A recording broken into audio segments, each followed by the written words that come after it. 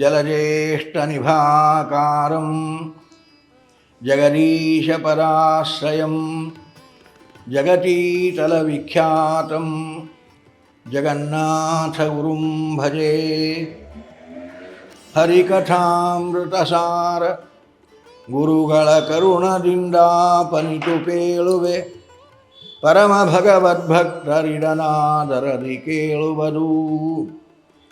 ಬಿಟ್ಟವರ ಭವಪಾಶದಿಂದಲಿ ಕಟ್ಟುವನು ಬಹು ಕಠಿಣ ನಿವ, ಶಿಷ್ಟೇಷ್ಟನೆಂದರಿದು ಅನವರತ ಸದ್ಭಕ್ತಿ ಪಾಶದಲ್ಲಿ ಕಟ್ಟುವರ ಭವ ಕಟ್ಟು ಬಿಡಿಸುವ.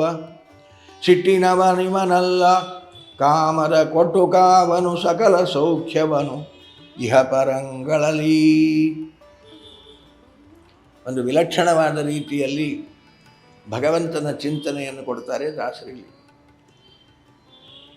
ನಾವು ಬಿಟ್ಟರೆ ಅವನು ಕಟ್ಟುತ್ತಾನೆ, ನಾವು ಕಟ್ಟಿದರೆ ಅವನು ಬಿಡಿಸುತ್ತಾನೆ. ಹೀಗೊಂದು ಶ್ಲೇಷದಲ್ಲಿ ಅವನ ಕಾರುಣ್ಯವನ್ನು ನಮಗೆ ತಿಳಿಸಿದ್ದಾರೆ.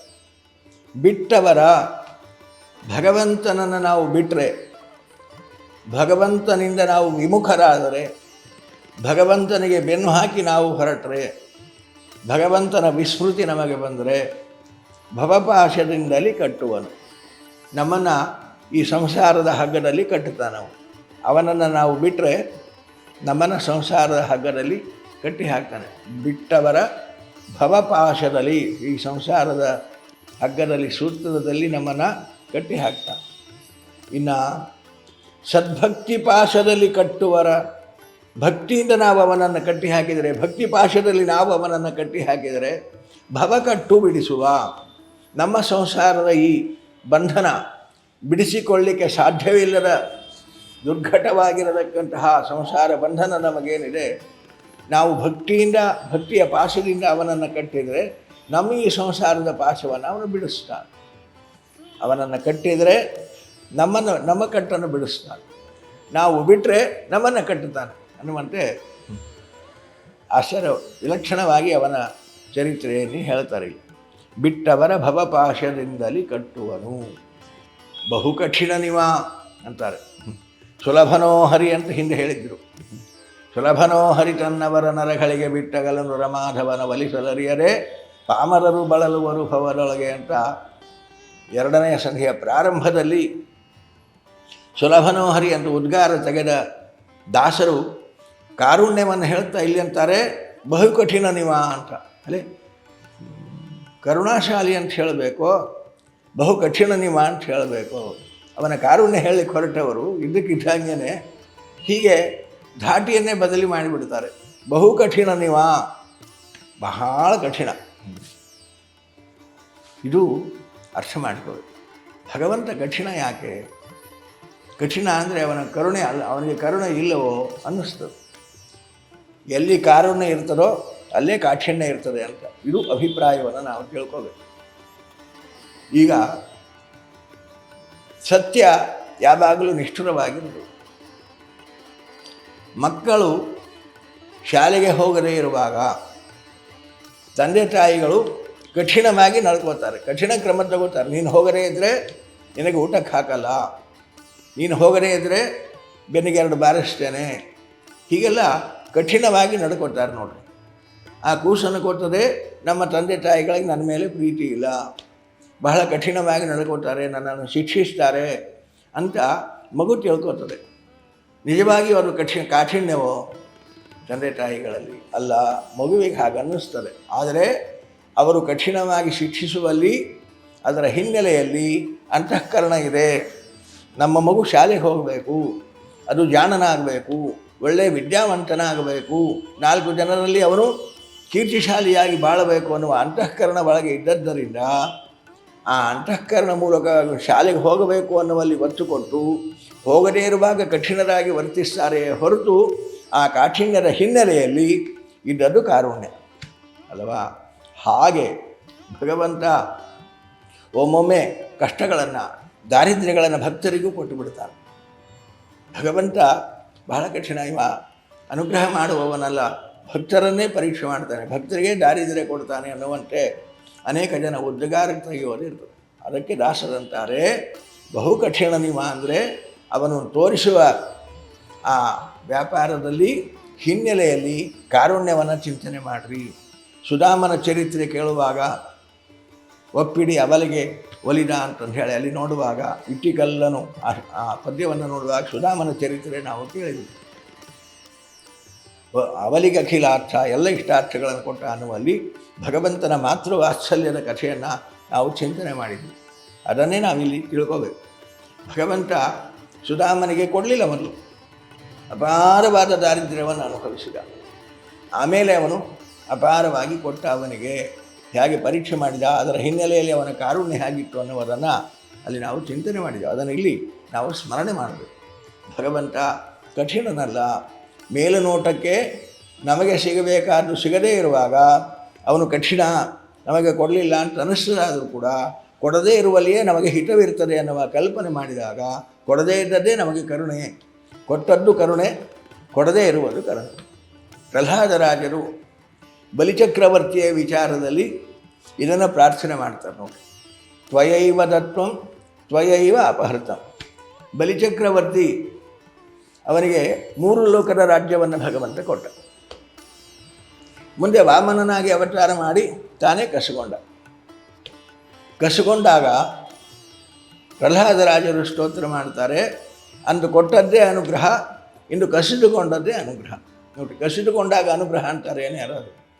ಕಸಿದುಕೊಂಡಾಗ ಕಠಿಣ, ನಿಷ್ಠುರವಾಗಿ ನನ್ನಿಂದ ಎಲ್ಲ ಕಸಗೊಂಡ ಅಂತ ನಿಂದೆ ಮಾಡಬೇಕಾಗಿತ್ತು. ಆದರೆ ಪ್ರಹ್ಲಾದರಾಜರು ನಿಂದೆ ಮಾಡಲ್ಲ. ಅಂದು ಕೊಟ್ಟದ್ದೇ ಅನುಗ್ರಹ. ಕೊಟ್ಟಾಗ ಅದನ್ನು ಸದುಪಯೋಗಪಡಿಸಿಕೊಳ್ಳಿಲ್ಲ, ಆದ್ದರಿಂದಾಗಿ ಕಸಿದುಕೊಂಡು ಅಹಂಕಾರದಿಂದ ನಿನ್ನನ್ನೇ ಎದುರಿಸಿ ಮಾತನಾಡಿದ, ಆದ್ದರಿಂದಾಗಿ ಅದನ್ನು ಕಸಿದುಕೊಂಡಿ.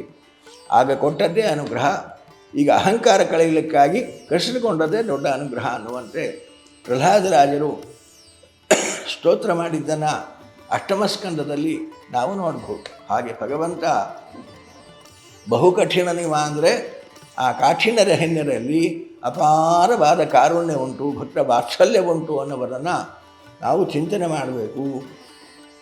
ತಂದೆ ತಾಯಿಗಳು ಮಕ್ಕಳ ಮೇಲೆ ಸಿಟ್ಟು ಮಾಡ್ತಾರೆ, ಆದರೆ ಅವರು ಶಿಕ್ಷಿಸ್ತಾರೆ, ಆದರೆ ಅವರು ಕೊಡುವುದು ಶಿಕ್ಷೆ ಅಲ್ಲ, ಅದು ಶಿಕ್ಷಣ. ಅವರು ಕೊಡುವುದು ಸಂಸ್ಕಾರ. ಮಕ್ಕಳನ್ನು ಸುಸಂಸ್ಕೃತರನ್ನಾಗಿ ಮಾಡಬೇಕು ಅಂತ ಅವರ ಸಂಕಲ್ಪ ಇರ್ತದೆ ಹೊರತು ಅವರ ಮೇಲೆ ಸಿಟ್ಟು ಮಾಡಬೇಕು ಅಂತ ಇರಲ್ಲ.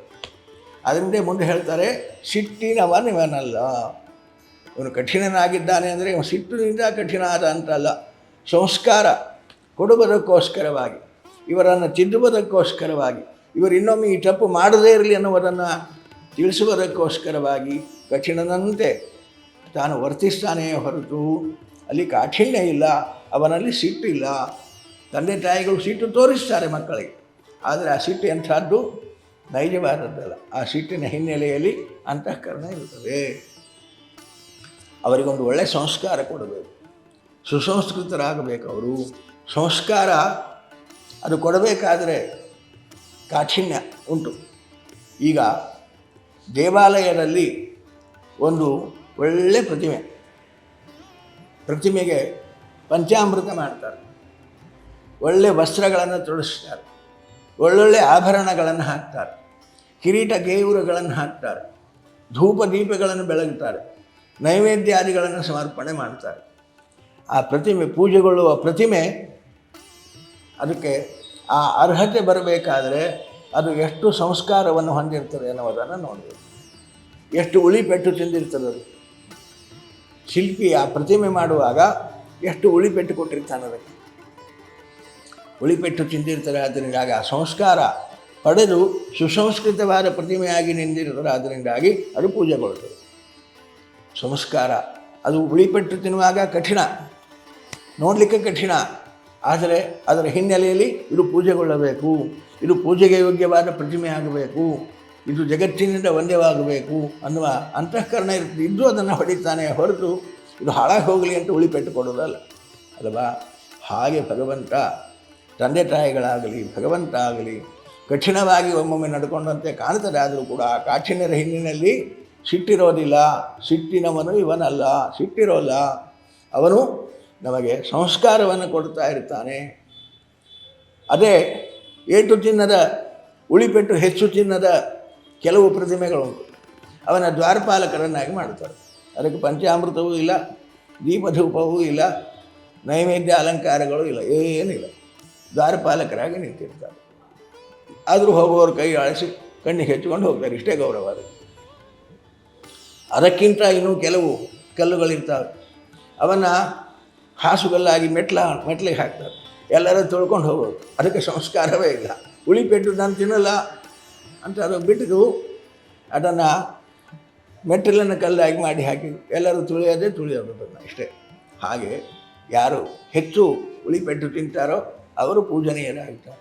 ಯಾರು ಹೆಚ್ಚು ಸುಸಂಸ್ಕೃತರಾಗ್ತಾರೋ ಅವರು ಲೋಕದಲ್ಲಿ ಖ್ಯಾತರಾಗ್ತಾರೆ. ಅವರು ಸುಸಂಸ್ಕೃತರಾಗಬೇಕು ಅನ್ನಬೇಕಾದರೆ ಕೆಲವು ಪೆಟ್ಟುಗಳು ಬೀಳೋದು. ಪೆಟ್ಟುಗಳು ಬೀಳಬೇಕಾದ್ರೆ ಸೌಜನ್ಯದಿಂದ ಆಗೋದು. ಸೌಜನ್ಯದಂತೆ ಇದ್ದರೆ ಆಗೋದು. ಅದರಿಂದ ಅದರ ಹಿನ್ನೆಲೆಯಲ್ಲಿ ಆ ಕಾಠಿಣ್ಯ ಕಂಡರೂ ಕೂಡ ಆ ಕಾಠಿಣ್ಯದ ಹಿನ್ನೆಲೆಯಲ್ಲಿ ವಾತ್ಸಲ್ಯ ಉಂಟು, ಪ್ರೀತಿ ಉಂಟು ಅನ್ನೋದನ್ನು ನಾವು ಅರ್ಥ ಮಾಡಿಕೋಬೇಕು. ಅನ್ನುವ ಅರ್ಥದಲ್ಲಿ ಬಹು ಕಠಿಣ ನಿವ ಅಂತಾರೆ, ಮತ್ತು ಸಿಟ್ಟಿನವನೇವನಲ್ಲ ಅಂತಾರೆ. ಈ ಎರಡನ್ನೂ ಹೊಂದಿಸಿಕೊಂಡು ನಾವು ಈ ರೀತಿಯಾಗಿ ಭಗವಂತನ ಕಾರುಣ್ಯವನ್ನು ಚಿಂತನೆ ಮಾಡಬೇಕಾಗ್ತದೆ. ಬಿಟ್ಟವರ ಭವಪಾಶದಿಂದಲಿ ಕಟ್ಟುವನು ಬಹು ಕಠಿಣ ನಿವ, ಶಿಷ್ಟೇಷ್ಟನೆಂದರಿದು ಅನವರತ ಸದ್ಭಕ್ತಿ ಪಾಶದಲ್ಲಿ ಕಟ್ಟುವರ ಭವಕಟ್ಟು ಬಿಡಿಸುವ. ಭಗವಂತನನ್ನು ಭಕ್ತಿಪಾಶದಿಂದ ಕಟ್ಟಿದರೆ ನಮ್ಮನ್ನು ಈ ಭವಪಾಶದಿಂದ ಅವನು ಬಿಡುಗಡೆ ಮಾಡುತ್ತಾನೆ. ಆ ಸದ್ಭಕ್ತಿ ಪಾಶ ಹೇಗಿರಬೇಕು ಅನ್ನೋದಕ್ಕೆ ಆ ಭಕ್ತಿ ಪಾಶದ ಹಿನ್ನೆಲೆಯಲ್ಲಿ ಇರಬೇಕಾದ ಜ್ಞಾನ ಎಂಥದ್ದು. ಭಕ್ತಿ ಅಂದರೆ ಜ್ಞಾನಪೂರ್ವಕವಾಗಿ. ಜ್ಞಾನ ಇಲ್ಲ ಅಂದರೆ ಭಕ್ತಿ ಕೊಟ್ಟು ಭಕ್ತಿ ಆಗ್ತದೆ. ಅದು ದೃಢವಾಗಿ ನಿಲ್ಲಲಾರದು. ಕಾರಣ ಭಕ್ತಿಯ ಹಿನ್ನೆಲೆಯಲ್ಲಿ ಸುದೃಢವಾದ ಜ್ಞಾನ ಇರಬೇಕು.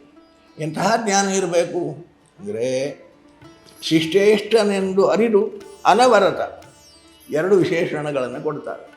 ಭಗವಂತ ಶಿಷ್ಟೇಷ್ಟ ಅಂತ ತಿಳಿಯಬೇಕಂತ. ಶಿಷ್ಟೇಷ್ಟ ಅಂದರೆ ಇದೊಂದು ವಿಷ್ಣು ಸಹಸ್ರನಾಮದಲ್ಲಿ ಬರತಕ್ಕಂತಹ ಹೆಸರೇ.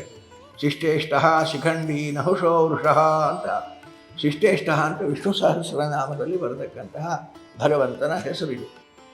ಹಿಂದೆ ಹರಿ ಹೇಳಿದರು, ಮುಕುಂದ ಹೇಳಿದರು, ಇಂದಿರೇಶ ಹೇಳಿದರು. ಈ ಬೇರೆ ಬೇರೆ ಶಬ್ದಗಳ ಮುಖಾಂತರ ಭಗವಂತನ ಒಂದೊಂದು ಗುಣಚಿಂತನೆಯನ್ನು ನಮಗೆ ದಾಸರು ಕೊಡುವ ಪದ್ಧತಿ. ಶಿಷ್ಟೇಷ್ಟನೆಂದರಿದು ಭಗವಂತನನ್ನು ಶಿಷ್ಟೇಷ್ಟ ಅಂತ ತಿಳಿದು ನಾವು ಉಪಾಸನೆ ಮಾಡಬೇಕು. ಆ ಉಪಾಸನೆಯು ಅನವರತವಾಗಿರಬೇಕು. ಏನೋ ಯಾವಾಗೋ ತಿಳಿದ್ವಿ, ಯಾವಾಗೋ ಅಂದ್ವಲ್ಲ, ಅನವರತವಾಗಿ ಅವನನ್ನು ಶಿಷ್ಟೇಷ್ಟ ಅಂತ ಉಪಾಸನೆ ಮಾಡಿದಾಗ ಅವನು ಈ ಪಾಶಕ್ಕೆ ಬದ್ಧನಾಗಿ ನಮ್ಮ ಸಂಸಾರದ ಪಾಶವನ್ನು ಬಿಡಿಸ್ತಾನೆ ಅಂತಾರೆ. ಶಿಷ್ಟೇಷ್ಟ ಅಂದರೆ ಏನು ಅಂದರೆ ಶಿಷ್ಟರು ಇವನಿಗೆ ಇಷ್ಟ. ಶಿಷ್ಟರು ಅಂದರೆ ಒಳ್ಳೆ ಸದಾಚಾರ ಸಂಪನ್ನರು. ಭಗವತ್ ಪ್ರೀತಿಗಾಗಿ ಸರ್ವಸ್ವ ತ್ಯಾಗ ಮಾಡಿ ಭಗವಂತನಲ್ಲದೆ ನನಗೆ ಇನ್ನೊಂದು ಬೇಡ, ಭಗವಂತನ ಪ್ರೀತಿ ನನಗೆ ಇದ್ದರೆ ಸಾಕು ಅಂತ ಭಗವಂತನಲ್ಲಿ ಶರಣಾಗತಿ ಹೊಂದಿ ಭಗವಂತನ ಪ್ರೀತಿಯನ್ನು ಬಯಸಿ ಭಗವಂತನ ಪ್ರೀತಿಗಾಗಿ ಸರ್ವಸ್ವ ತ್ಯಾಗ ಮಾಡಿ ವಿರಕ್ತರಾಗಿ ಅವನ ಪ್ರೀತಿಯನ್ನೇ ಬಯಸತಕ್ಕಂತಹ ಶಿಷ್ಟರು. ಅದಕ್ಕಾಗಿ ವಿವಿಧವಾದ ವೇದೋಕ್ತವಾದ ಧರ್ಮಗಳನ್ನು ಭಗವತ್ ಪ್ರೀತಿಗಾಗಿ ಆಚರಣೆ ಮಾಡತಕ್ಕಂಥವು. ವೇದೋಕ್ತವಾದ ಯಾವ ಧರ್ಮ ಇರಲಿ, ವ್ರತ ಇರಲಿ, ನಿಯಮ ಇರಲಿ, ಯಜ್ಞಾಗಾದಿಗಳಲ್ಲಿ ಮಾಡ್ತಾರೆ, ಅವರು ಕೂಡ ಮಾಡ್ತಾರೆ. ಆದರೆ ಉದ್ದೇಶ ಭಗವಂತ ಪ್ರೀತನಾಗಲಿ, ಅವನು ಶಿಷ್ಟೇಷ್ಟ. ವೇದೋಕ್ತ ಕರ್ಮಗಳು, ವೇದದಲ್ಲಿ ನಮಗೆ ವಿಧಿ ನಿಷೇಧಗಳನ್ನು ಹೇಳಿದ್ದಾನೆ ಭಗವಂತ. ಆ ವಿಧಿಗಳನ್ನು ಮಾಡುವುದರಿಂದ ಅವನು ಪ್ರೀತನಾಗುತ್ತಾನೆ. ಕಾರಣ ಅವನ ಪ್ರೀತಿಗಾಗಿ ಇದಾಗಲಿ ಅಂತ ಈ ರೀತಿಯಾಗಿ ಭಾವಿಸಿ ನಾವು ಸತ್ಕರ್ಮಗಳನ್ನು ಮಾಡಿದಾಗ ಭಗವಂತ ಅವರನ್ನು ಪ್ರೀತಿಸ್ತಾನೆ. ಈ ಶಿಷ್ಟರಿಗಾದರೂ ಕೂಡ ಅವನು ಪ್ರಿಯ. ಶಿಷ್ಟರಿಗೆ ಅವನು ಇಷ್ಟ, ಅವನಿಗೆ ಶಿಷ್ಟರು ಇಷ್ಟ. ಶಿಷ್ಟೇಷ್ಟ ಅಂದರೆ ಹೀಗೆ ಎರಡು ಥರದಿಂದಲೂ ನಾವು ಅದನ್ನು ತಿಳ್ಕೋಬೇಕು. ಇಂಥವರು ಭಗವಂತನ ಪ್ರೀತಿಯಲ್ಲದೆ ನಮಗೆ ಬೇರೆ ಬೇಡ ಅಂತ ಇವರು, ಇಂಥವರು ನನಗೆ ಇಷ್ಟರು ಅಂತ ಅವನು. ಹೀಗೆ ಶಿಷ್ಟೇಷ್ಟ ಜ್ಞಾನಿಗಳನ್ನು ಪ್ರೀತಿಸ್ತಾನವನು, ಜ್ಞಾನವನ್ನು ಪ್ರೀತಿಸ್ತಾನೆ ಅಂತ ಅವನನ್ನು ತಿಳಿದು ಜ್ಞಾನದಿಂದ ಒಳ್ಳೆಯ ಜ್ಞಾನಪೂರ್ವಕವಾಗಿ ಅವನನ್ನು ನಾವು ಆರಾಧನೆ ಮಾಡಿದರೆ, ಅವನನ್ನು ಉಪಾಸನೆ ಮಾಡಿದರೆ, ಭಕ್ತಿಯ ಈ ಪಾಶದಿಂದ ಅವನನ್ನು ಕಟ್ಟಿದರೆ ನಮ್ಮ ಸಂಸಾರದ ಕಟ್ಟನ್ನು ಬಿಡಿಸಿ ನಮ್ಮನ್ನು ಉದ್ಧಾರ ಮಾಡುವ ಪರಮ ಕರುಣಾಳು ಅವನು ಅನ್ನುವಂತೆ ಅವನ ಕಾರುಣ್ಯವನ್ನು ಈ ಪದ್ಯದಲ್ಲಿ ಚಿಂತನೆಗೆ ಕೊಡ್ತಾರೆ ದಾಸರು. ಮಧ್ವೇಶಾರ್ಪಣಮಸ್ತು. ವಿಶ್ವ ಪ್ಲಸ್ ಜನಹಿತಕ್ಕಿದು ಜ್ಞಾನದ ಜಾಲ.